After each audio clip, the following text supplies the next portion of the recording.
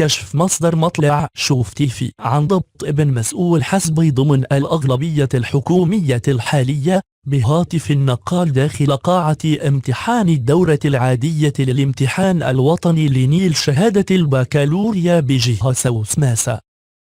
وحسب ذات المصدر فقد تفاجأ أساتذة الحراسة بهاتف ابن رئيس جماعة قروية بإقليم تارودانت يرن داخل قاعة الامتحان تزامن ودوري للجنة المراقبة المكلفة بالسهر على حسن سير الامتحانات حيث ثم تحرير محضر في حالة الغش التي كان بطلها ابن رئيس جماعة رابية.